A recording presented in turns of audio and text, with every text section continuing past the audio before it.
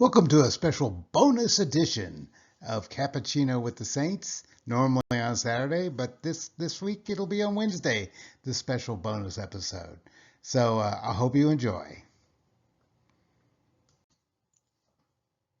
Hey, welcome to a special bonus episode of Saturday Cappuccino with the Saints. This today is on Wednesday, so it's a special bonus episode. We went long this week with St. Francis, but he was certainly worth it. And this is such a big topic we're going to be talking about, spiritual beings. It really deserves its own separate time. So I hope you forgive me for giving you an extra episode this week, but I think you'll enjoy it and you'll get a lot out of this because I will say, I think this particular issue of being able to understand the Bible in its original context is crucial, really, to your understanding so much of the stories that have come down to us. And we get it wrong so often, not out of mistranslation necessarily, but because we're in a different world, we're in a different worldview than the people that the Bible was written to and written by. And so it requires a little work. It requires a little work. But if you do the work and you do make a concentrated effort to get into understanding these things, it pays off. And so much of the Bible stories start to make sense once you do this. So this week is going to be a really good one. It's kind of a foundational week for the rest of what we're going to be talking about over the next few weeks. So enjoy. If you remember last week, I was talking about don't be weird, Western, educated, industrialized, rich, and democratic, and don't view the world through that weird worldview. We all have it, including me, and I think because of that, we can read into the text of the Bible things that aren't there because we're making presuppositions. So I'm going to ask everybody to, just as much as possible, take your blindfolds off that you've been wearing, even though you don't know you're wearing them, of the 21st century American worldview, and try to address these issues in as much as possible the context of in which they were written. Because the truth is, we have a problem, and every generation has this problem, because every generation has fundamentally a language problem. Uh, there are going to be things that are written in one language that have, even though it translates to another language, it doesn't translate exactly the same way. I mean, you've heard the phrase, well, there's just no word in English for that. Well, there's lots of examples of that in the Bible. There's lots of examples of that in real life. And so we have to be careful that sometimes a word that has taken on a new meaning over time may not be the original meaning of that word. So you have to be conscious of that when you're reading these texts, so that you're not being a bad tourist, because that's essentially what we are. Every time we read not just the Bible but any ancient text or any book written, let's say, more than 50 years ago, uh, we're going on a little tour. We're going on a little tour back in time, and you don't want to be the ugly American that goes to Paris and demands to have a cheeseburger at the Louvre, or goes to Italy and orders a cappuccino at dinner. That's just not being a good tourist. So you want to make sure that if you're in France, you need to understand that they're going to be speaking French there, and that's going to be true for the Bible. Because again, like I was saying in the first part of this episode, uh, language is the only thing we have. It's the only way we can communicate with each other. But it can be a hindrance sometimes because there are things that just are not going to translate exactly the same way because of the context of the people who wrote it. To give a good example, you've heard the phrase, I'm sure, that we have the word snow. and we refer to all snow as with one word, whereas the Eskimos have bunches of words for this word snow. They have a word for falling snow. They have a word for drifting snow. They have a word for snow on the ground. They have a word for snow in the air. Uh, all kinds of different words. That the only word we have is snow. And so if we're reading something and we see snow, we may be making an assumption based on what our concept of snow is, whereas an Eskimo would have a different word depending on what type of snow we're talking about. Well, the Bible's like that a lot, as you'll see. One example of this phenomenon you see is actually something you can see in the New Testament when it comes to the word love. Most, if not all, the New Testament that came down to us is in Greek and came out of Greek, in ancient Greek at that.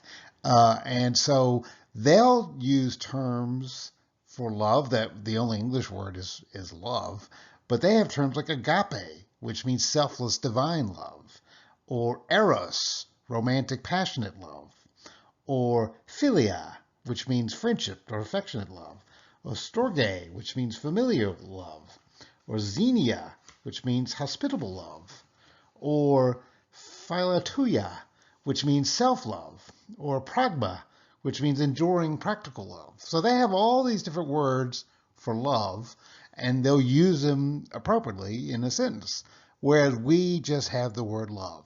So I could say things like, I love my wife, I love the weekend, I love grilled cheese sandwiches. And it's going to be the same word in all ways. But and we know what that means because we understand that you're not going to love a grilled cheese sandwich the same way you will your wife. I would certainly hope not. If you do, you might need to seek some medical attention because something's gone terribly wrong with you.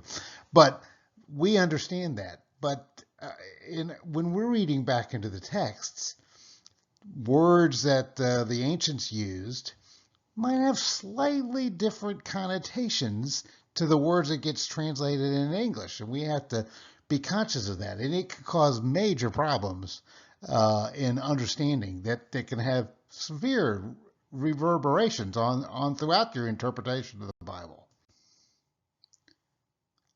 And not only are we dealing with a language difference, the difference between Hebrew and modern English, we're actually dealing with a difference of thousands of years. I mean, ancient Hebrew and modern 21st century English.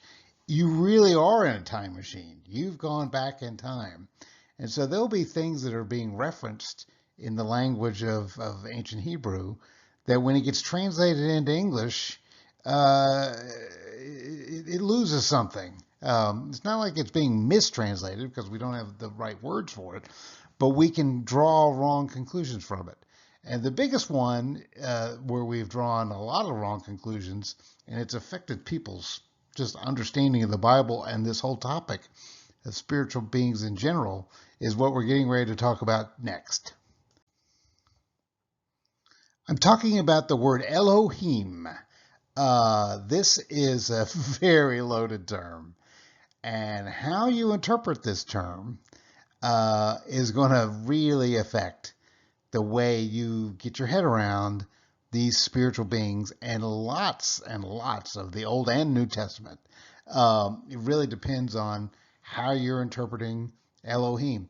The problem is Elohim meant something slightly different than the way we've interpreted it in modern English. And I've once again turned to some of the best guys in the business to help explain this. This is Tim Mackey, who is one of the founders of the Bible Project. I highly recommend this guy's site. Go look up the Bible Project. They are a wealth of information, and you will see over the next few weeks, I use a lot of their little videos to help explain fairly complex things in a reasonable way. And they've done an excellent job. And they started out their series where they were trying to help explain this spiritual being issue by addressing this term right up front, the term Elohim. So I have a little video where they're going to help kick off our discussion today of the Elohim. When most people think about the story of the Bible, they think of a story about God and humans. But remember, we learned that there's a whole other cast of characters that appears throughout the Bible and plays a really important role. Right, spiritual beings, angels, demons, and the like. Right. And in the Bible, they inhabit the heavenly realm, which is parallel to our earthly reality and actually overlaps with it. Now, all of these spiritual beings have their own unique characteristics. But here's what's fascinating. The biblical authors have one word that can refer to all the inhabitants of the spiritual realm. In Old Testament Hebrew, the word is Elohim, and in New Testament Greek, it's theos. But here's the thing. This word gets translated in lots of different ways depending on which being is referred to. Angels, gods with a lowercase g, or even God with a capital G. Wait, so one word can refer to any of these beings? Yeah. It's because Elohim is a category title. It can designate any spiritual being that belongs to the heavenly realm. Okay, a title, not a name. Like the word mom. Yeah, right. The word mom can refer to lots of really different kinds of people, but they all share in common the same role in a family. And then let's say a group of brothers and sisters are talking and one says, hey, it's mom's birthday. They're using the title like it's a name. But it would be clear that they're referring not to any mom, but their mom. Yes, and the same goes for the biblical authors. They called their God Yahweh, which is the name revealed to Moses, but they also sometimes refer to him with the category title Elohim, using it like a name, because they all know who they're referring to. Okay, but don't the biblical authors think that Yahweh's in a class of his own, not like any other? They do, which is why they say things like Yahweh is the Elohim of Elohim. That is, the chief Elohim among all the others. Or they'll say, there's no Elohim beside Yahweh, meaning no other spiritual being compares to him because only he is the ruler and creator of all things. Okay, I'm following, but I thought the Bible taught monotheism, which means there's just one God. Well, the biblical authors are claiming that among all of the spiritual beings out there, only one is the source and creator of all things, including the Elohim. That's biblical monotheism, that one Elohim, Yahweh, is above all other Elohim, that is, the other spiritual beings. Now, with all that said, we are ready to learn more about who these other Elohim are and how they fit into the biblical story.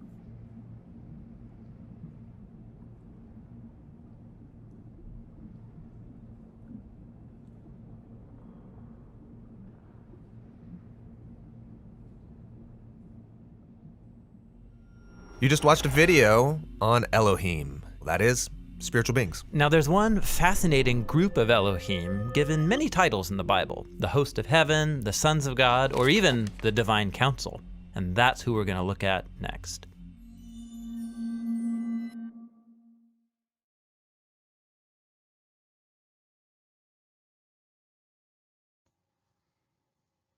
That was a good kickoff to understanding this concept of Elohim.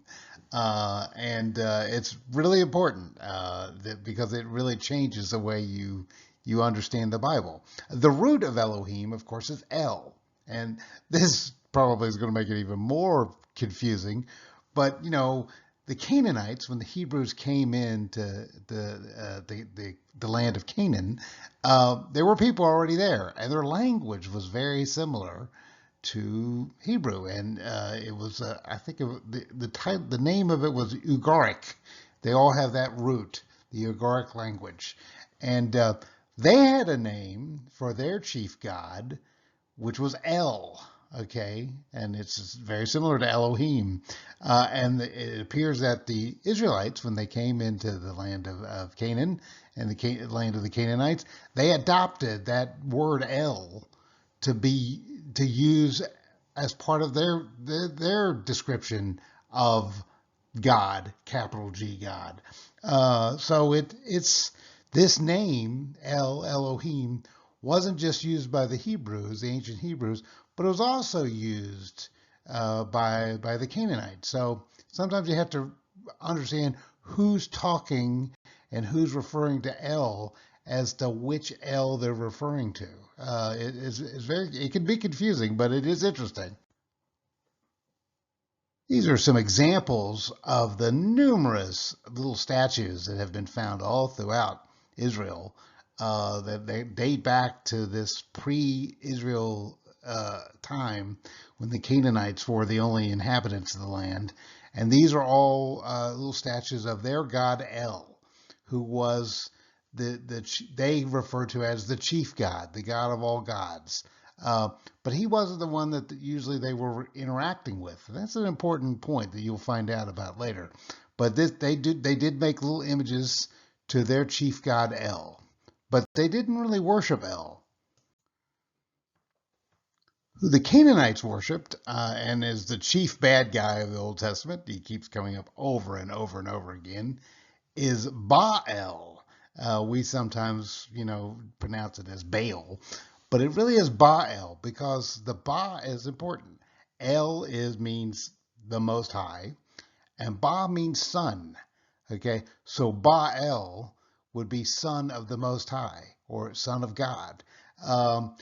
That term of adding a BA or a BAR on the front of a name to refer to as the son of somebody, you see that all over the place in the Old and the New Testament. I mean, Bartholomew, okay, was the son of Nathaniel. You have Barabbas, the criminal that was released in place of Jesus at his trial. Well, Barabbas means son of the father. Bar, son. Abbas, or Abba, means father. So Baal would be the son of El. And that is, get your head around that, because when you read that as the definition of what Baal means or Baal means, you'll read a lot of those ancient stories a little differently after that. There are numerous examples throughout the Bible of where the term El is in the Bible being used to refer to as Yahweh, or the Elohim of Elohim, the God Most High. Now, here's just a few examples. You have El, the God of Israel, from Genesis 33:20, or El, the God of your father, Genesis 46:3, or El of eternity, Genesis 21:33, or El Most High, and El Most High would be a reference to the God Most High from Genesis 14, or Yahweh Eloheka, or Yahweh your God is El of passion from the book of Exodus. So this interchanging of the word El and Yahweh occurs throughout the Bible and is part of this discussion of the word Elohim. Because Elohim is the plural of the word El. It's like God versus gods. Now that makes us all a little queasy when we start putting S on the ends of things, like the word God, because we only have the one category for God. We don't think about these other lowercase g gods, but that is what Elohim means. It is a plural, and it's used interchangeably, sometimes as a plural, sometimes as a singular, and you see numerous examples in the Bible of this. In the book of Exodus, in chapter 20, it says, "You shall have no other Elohim before me." But also in Exodus, it refers to the Elohim of Egypt, okay, which indicates that they do exist, but they are the Elohim of Egypt. In 2 Chronicles, they refer to foreign Elohim, gods of other nations. In 1 Kings, they refer to a specific Elohim, Chemosh, the Elohim of the Moab, so the god of the Moabites. In Genesis 1:1, the very beginning of the Bible, Elohim created.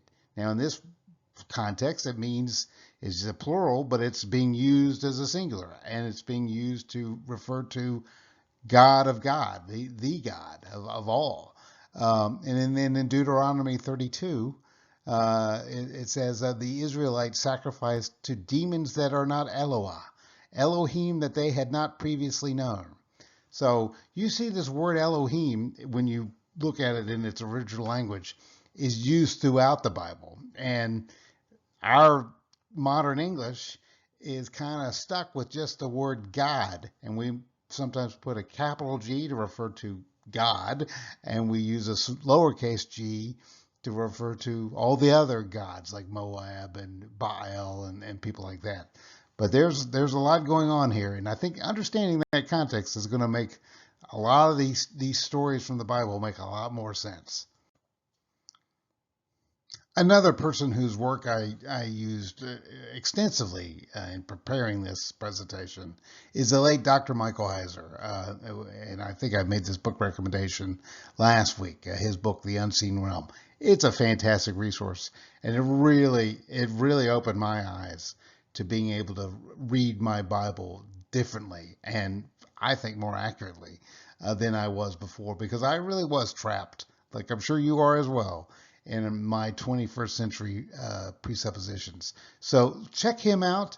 I have a little clip that I'm going to play next from his documentary that he did with Corbin Burnson. So they put some money into this, is narrating. But he did a little documentary about his book, The Unseen Realm, and it really gets into this issue. So just a few minute, little short clip that'll help us continue on our journey into the unseen realm. The Bible asks us to believe a lot of strange things about the spiritual world. At first we might be tempted to ignore them, but if we say we believe the Bible, we can't avoid these concepts. Much of what we think we know about the spirit world isn't true. It's been filtered down through centuries of church tradition. Angels do not have wings, demons don't have horns or tails.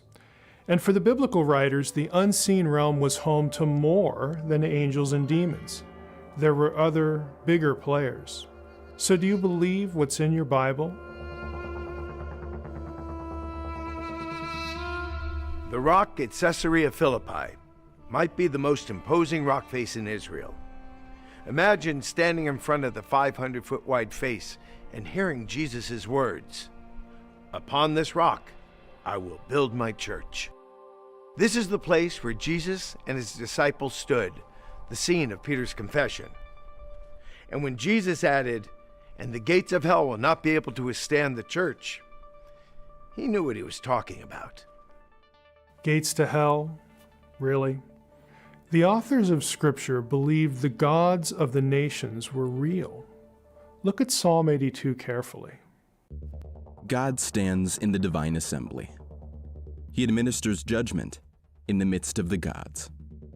When you really look at Psalm 82:1, it's kind of shocking. But there it is, plain as day. God presides over an assembly of gods that he calls his sons. We're just not used to thinking of the heavenly host in those terms, but that's what the Hebrew text says. Psalm 89 says the same thing about God's counsel in the heavens. A God feared greatly in the council of the holy ones. The Hebrew word translated gods in Psalm 82 is Elohim.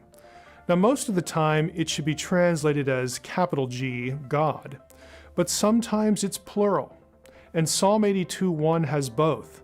The problem for us is that we think this is a problem for monotheism, but it's not. We're taught to associate the letters G, O, and D with a specific set of unique attributes. That's why putting an S on the end makes us queasy. But the word Elohim is not about a set of unique attributes. The Bible itself tells us that.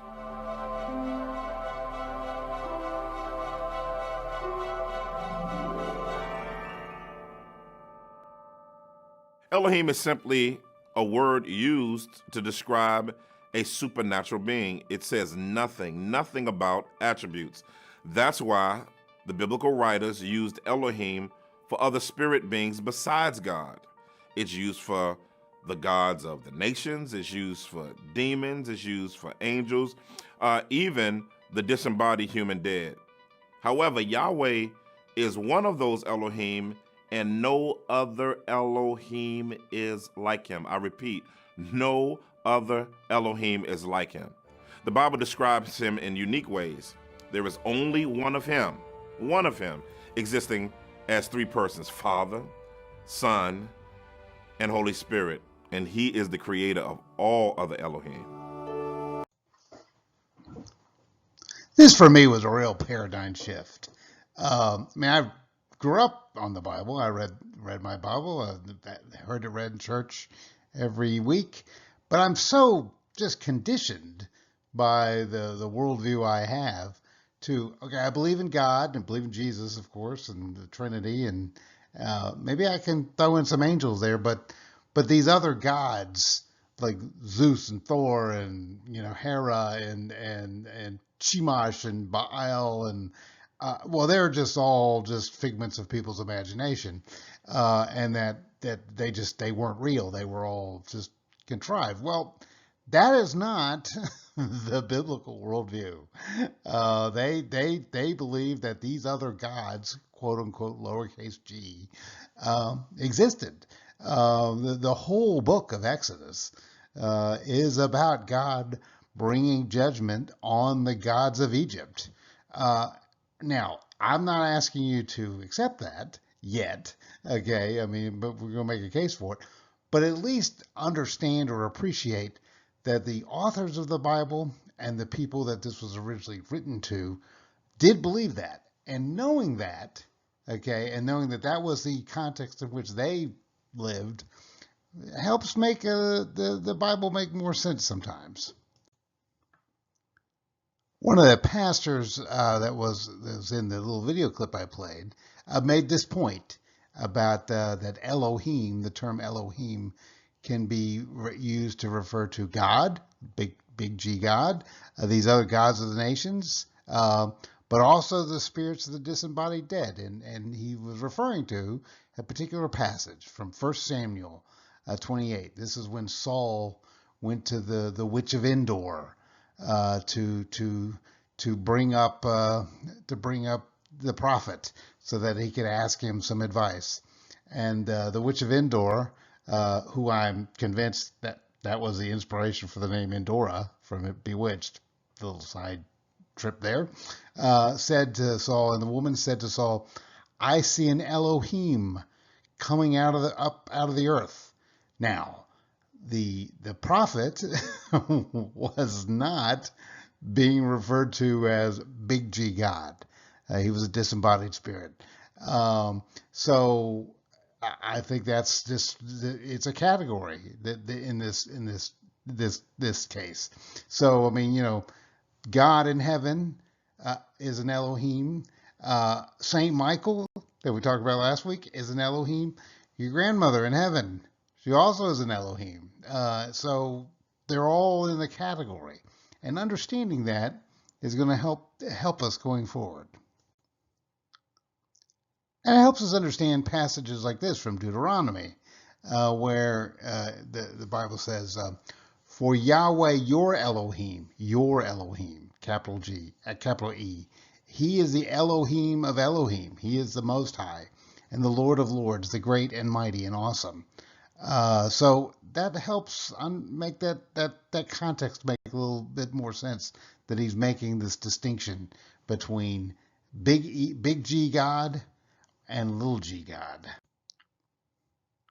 Or in Deuteronomy 32, where the Bible states they, the Israelites, sacrificed to demons that are not Elohim, that they had not previously known. So again, he's referring to these gods of the nations that the Israelites were worshiping as Elohim, but not the Elohim.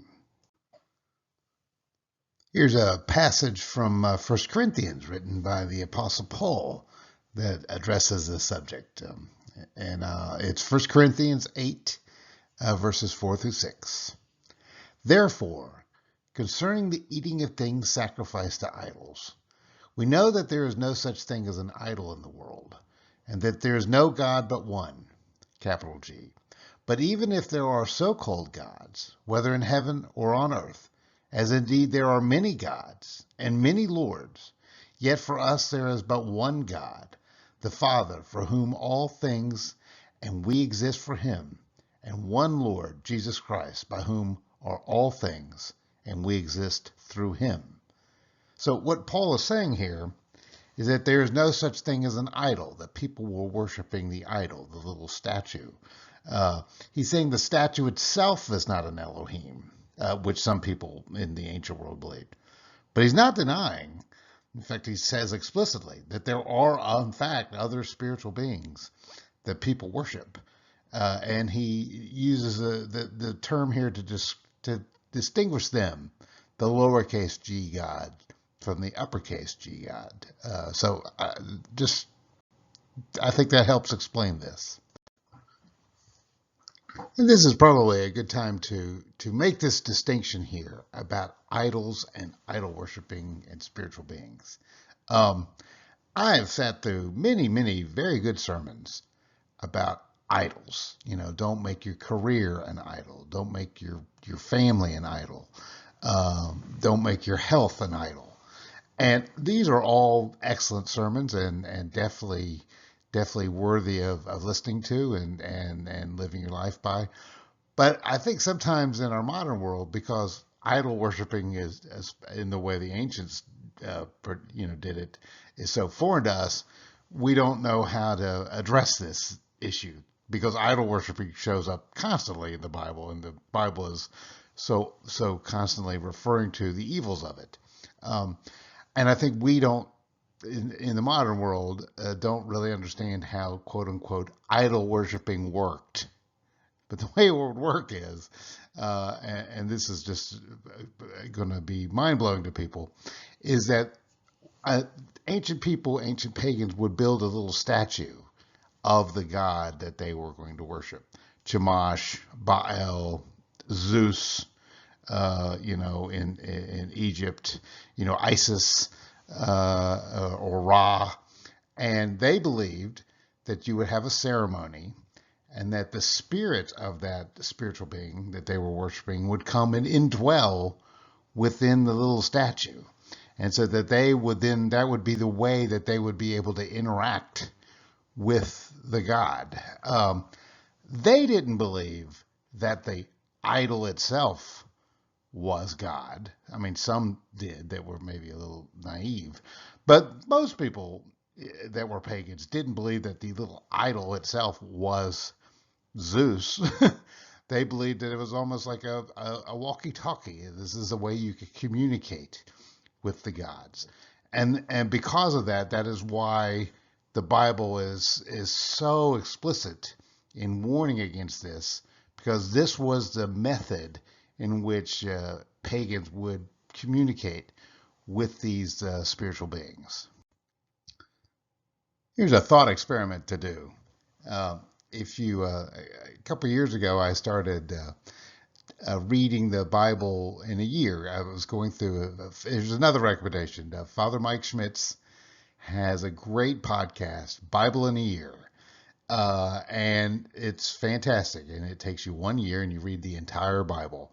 I always would read the Bible, based on the season, or, certain stories at certain times of the year, or certain passages. But this actually forces you to read the entire Bible over the course of a year. And there's lots of the Bible that you end up reading when you do that. They just doesn't ever come up during the normal readings. I mean, some of it is incredibly long and dull. I mean, Numbers goes on for a while with lots of numbers. But I mean, I thought it was important that you read the whole thing. So I've done it a few times. I mean, this is probably my sixth trip around this around this block.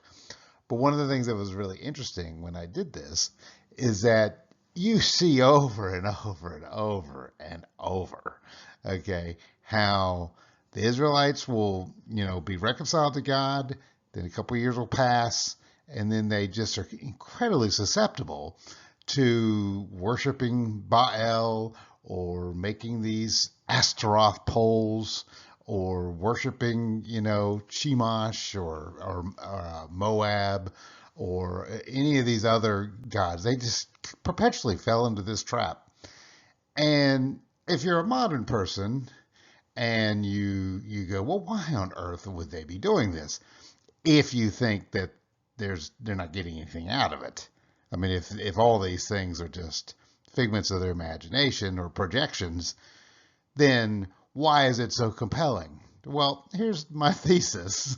Okay, I think it's a good one that actually holds up. They performed all this idol worshiping and kept being susceptible to it, and these worshiping of these lower spiritual beings that are throughout the Bible, because it did work sometimes. Because there is a dark spiritual reality that they're hooking into.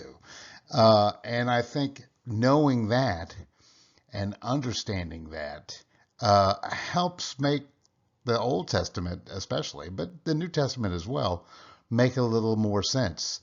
The stories don't make any sense if you think there is no other spiritual reality that they're addressing. But if you accept that there are these lower beings, these demonic forces that they are worshiping, and they're getting something for it from these demonic forces, well, then it makes a little bit more sense. Now, I'm sure a lot of you out there are getting a little uncomfortable right now, and they're saying, wait just a minute. This podcast has gone completely off the rails, and Paul is talking about turning us all into polytheists, and I'm unsubscribing immediately. Well, hold on a minute before you touch that unsubscribe button. You need to be aware of some things. I mean, one, of course, the Israelites were monotheists, or they were called to be. Christians are obviously monotheists. We only believe in one God, big G God. But that doesn't mean that we don't believe that there are other spiritual forces much lower than God, on a totally different level than God, that exist. In fact, you see it throughout the Bible. The ancient peoples of Israel certainly believed these other beings existed. Jesus believed these other beings existed. When we get and start talking about Jude and James and the other apostles and disciples, they make reference to them all the time. St. Paul. Now, does that mean that they're not monotheists? Of course they're monotheists, just like we are. They believe and give their allegiance only to God in heaven. But that doesn't mean, and this is where our modern understanding of what being a monotheist is radically different than the way almost everybody in Christianity believed up until, let's say, 1800. So everybody calm down. We're still all monotheists, but we just need to, as I said at the beginning, we need to take our 21st century blindfolds off and read the Bible as it's written and understand it for what it is saying. And there's an implication, of course, to this. When you're making this distinction between big G God, the God of all gods, I mean, the God in heaven, and little g gods, the gods of the nations, the gods that the ancient Greeks worshipped, the gods that other cultures worship. If you accept this idea, then you can also accept the idea that there is a spiritual reality behind these things. Otherwise, you have to really think that all the people of ancient Egypt and ancient Greece and ancient Rome or polytheists today are just deluded, and they're addressing the air, and there's no reality there. Well, there is a reality there. There is a dark reality. And I think knowing that, or understanding that, makes certain passages in the Bible make more sense. And I'll give a couple of examples. Here's a big one, right at the top, the first commandment of the Ten Commandments. I am the Lord your God. You shall not have any other gods besides me. Now, why would God have this as the very first commandment if there weren't any other gods, lowercase g? It wouldn't make any sense otherwise. But because that reality exists, and he knows that those forces are at play in the world and that people are susceptible to them, that is why he made a commandment against worshiping them, because people are going to be susceptible to that. In fact, they're going to be so susceptible, and it's such a danger, he made it the first commandment, the most important one. So there's that. If you don't believe that there is a reality to these things, then this commandment doesn't actually make sense. I mean, here's another example from Psalm 97, verse 9. For you, Lord, are the most high over all the earth. You are exalted above all gods.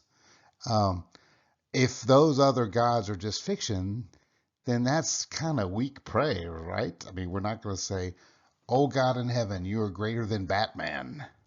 Oh Most High, you are more glorious and powerful than the Tooth Fairy. Well, I'm more glorious than Batman and the Tooth Fairy because I exist, and those things are fictional characters. I think knowing that they do exist, they're lower and they shouldn't be worshipped because they're not big G God, makes this psalm make more sense, assuming that there is a reality to them. And this idea that there is a realm beyond our realm that is populated by lowercase g gods and spiritual beings is a concept that was very predominant in the ancient world, all throughout the Middle Ages, up until, essentially the Enlightenment. And this is an example where at the beginning of this talk today, I talked about how language is a problem. And language, when it is a problem, sometimes can be such a problem, it can actually warp your interpretation of what the text actually originally meant. And this is a good example. Because English, modern English, only has the one word, God, okay, to refer to the Most High, but also it will refer to, in the lowercase sense, to these other beings. It's kind of made us lose the idea that these other spiritual beings exist. That's a modern idea that they don't exist. That is not an ancient idea. That isn't an idea that was true through the overwhelming majority of the time the church has been around. I mean, Saint Irenaeus and all the other church fathers all totally understood this concept and accepted the idea that there was a spiritual reality filled with spiritual beings that were dangerous. That's why they constantly warned against them. It wasn't until really essentially the 19th century or the 18th century that this became kind of controversial. And from that point on to now, it has drifted into our understanding of the Bible. And frankly, I think it's really warped our interpretation of a lot of these texts. I said last week, I'll say it again, I'm pro-enlightenment in many ways. I like modern dentistry and air conditioning and prepared foods and refrigerators. But a lot of things that happened, okay, that had a negative effect. And this is one. This is demystifying the world. There was this idea that kind of crept in early in the Enlightenment, and then kind of slowly took over. This idea that they weren't atheists.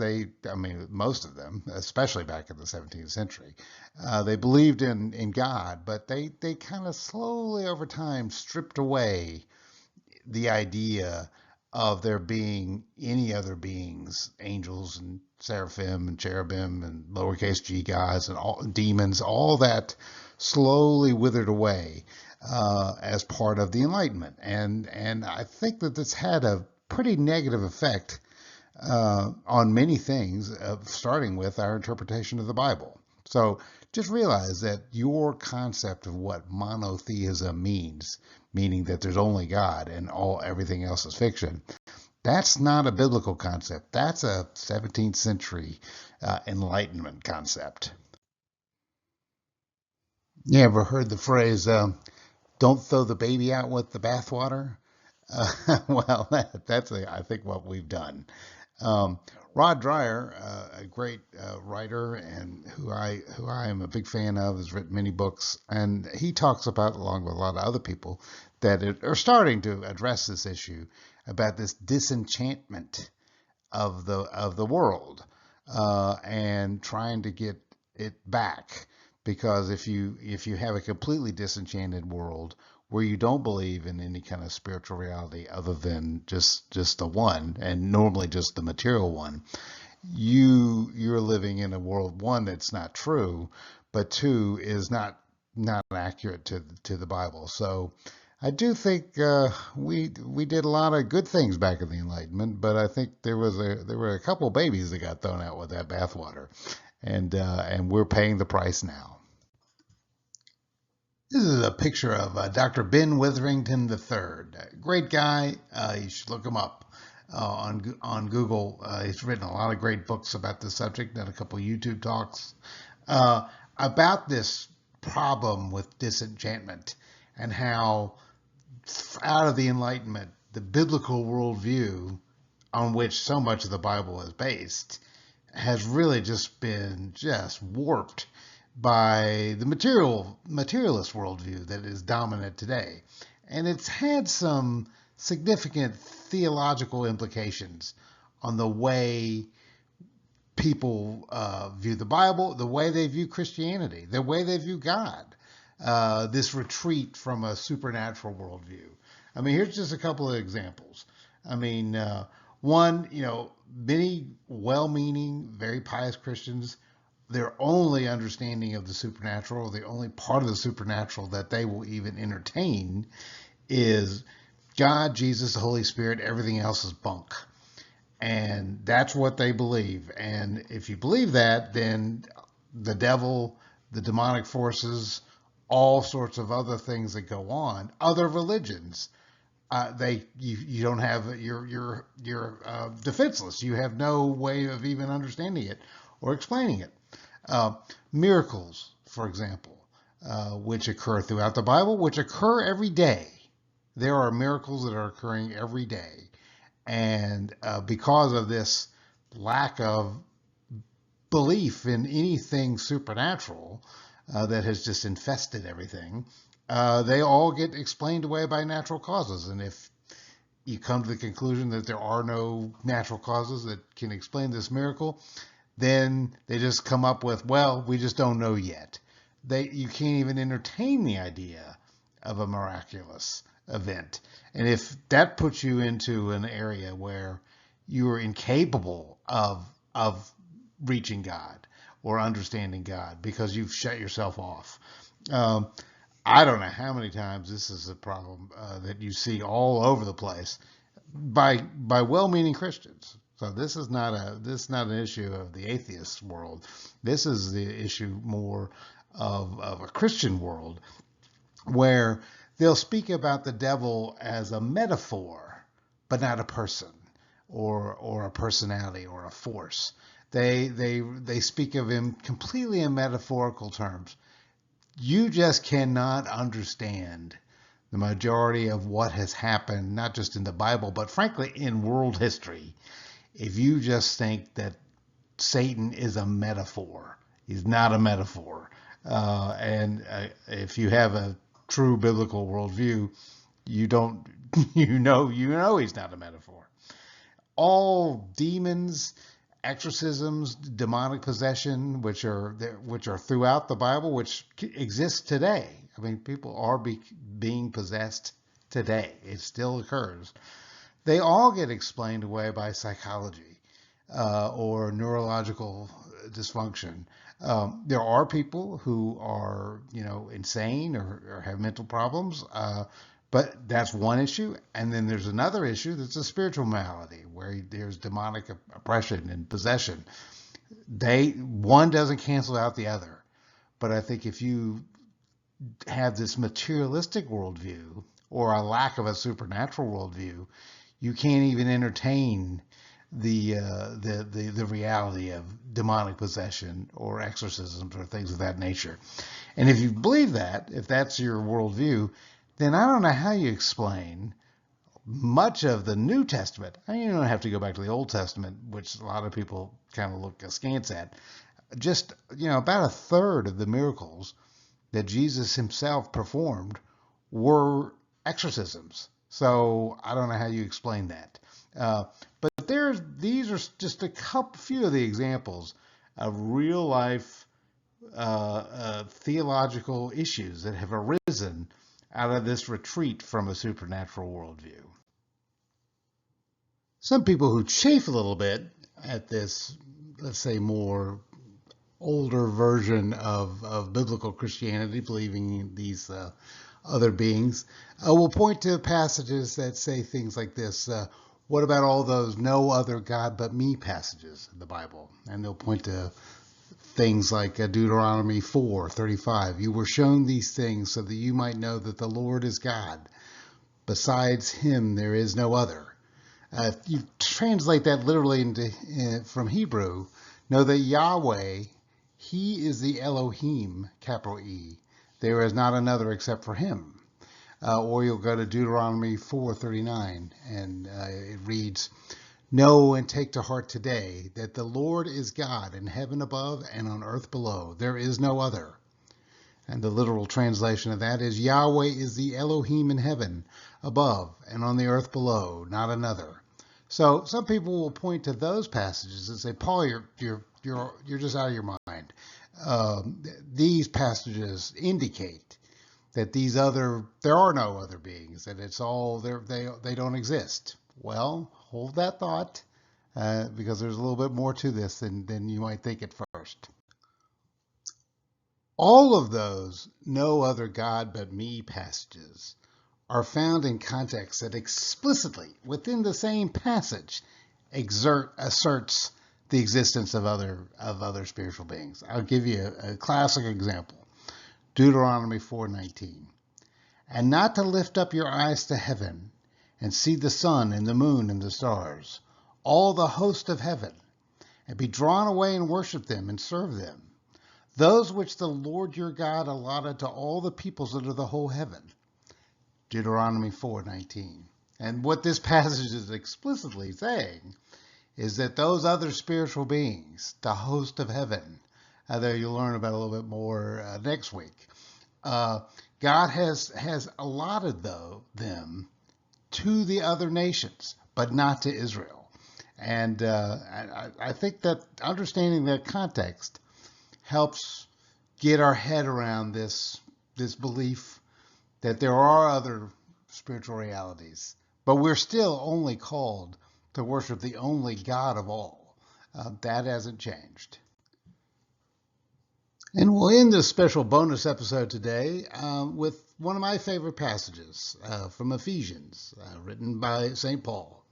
And now think about this, listen to the words, and think about what he's saying. For we wrestle not against flesh and blood, but against principalities, against powers, against the rulers of the darkness of this world, against spiritual wickedness in high places.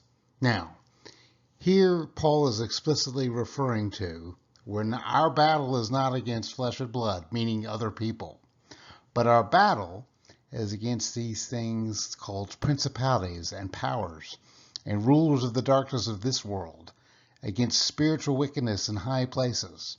Well, who are they?